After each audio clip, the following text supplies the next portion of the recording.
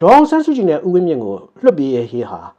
ကုလသမဂ္ဂအပြင်မှာနိုင်ငံတကာအဖွဲ့အစည်းတွေနဲ့နိုင်ငံကြီးတွေအားလုံးလိုကတောင်းဆိုကြတဲ့အချက်ဖြစ်ပါတယ်။ဒါပေမဲ့စစ်ကောင်စီကလွှတ်ပေးဖို့ကိုမဆိုထားနဲ့တွိတ်ဆုံခွင့်ကိုတောင်မှမပေးပါဘူး။တွိတ်ဆုံခွင့်မပေးတဲ့အပြင်မှာတည်အမောင်ချထားလိုက်ပါသေးတယ်။ဘယ်နေရာဘယ်ဒေသမှာဖမ်းဆီးချုပ်နှောင်ထားတယ်ဆိုတာကိုပါတရားဝင်ထုတ်ပြန်ပေးတာမျိုးမရှိပါဘူး။မကြခင်ရပိုင်းတွင်ကစစ်ကောင်စီလိုလားသူတယောက်ရဲ့ကြမ်းကြမ်းဖန်ဖန်ချီကျူးစကားကိုတွေ့လိုက်ရပါတယ်။စစ်ကောင်စီဟာအရင်စစ်အစိုးရတွေနဲ့မတူဘူးဆိုပြီးတော့ချီကျူးထားတာပါအရင်စစ်အစိုးရတွေနဲ့ဘာမတူတာလဲဆိုတော့ကပ်ဘေးကြီးဖြစ်လာတဲ့အချိန်မှာပြည်သူတွေအတွက်နိုင်ငံတကာအကူအညီတွေကိုတောင်းပေးဖို့ရတယ်ဆိုပြီးတော့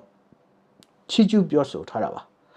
စစ်ကောင်စီဟာကပ်ဘေးကြီးဖြစ်ပြီးတဲ့နောက်နိုင်ငံတကာအကူအညီတွေကိုတောင်းခံလိုက်တယ်ဆိုတာကတော့အမှန်ပါပဲမှန်တာကပြည်သူတွေအတွက်ဆိုတဲ့အချက်ပါနိုင်ငံတကာအကူအညီတွေဟာသူတို့အိတ်ထဲကနေခုထိထွက်မလာသေးပါဘူး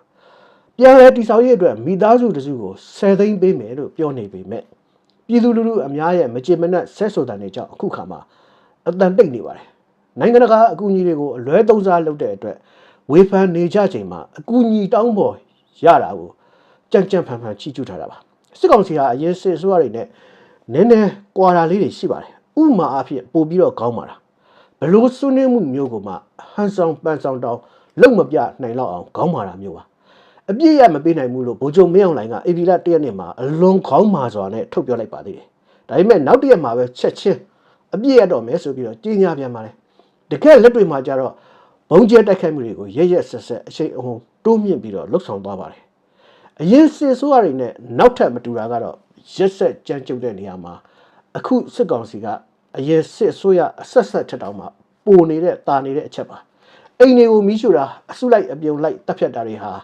အလွန်ကိုများပြားလွန်းလာပါတယ်အဲ့ဒါလိုကွာခြားချက်တွေရှိပေမဲ့အဲ့ဒီကွာခြားချက်တွေဟာနံပါတ်1စေအုပ်စုခေါင်းဆောင်အပြောင်းလဲနဲ့နံပါတ်2အခြေအနေကွာခြားချက်တွေကြောင့်နည်းနည်းပါးပါးကွဲလွဲတဲ့ကွာဟာချက်မျှတာဖြစ်ပြီးတော့အတွင်းကအနှစ်သာရနဲ့သဘောတဘာဝကတော့အတူတူပါပဲ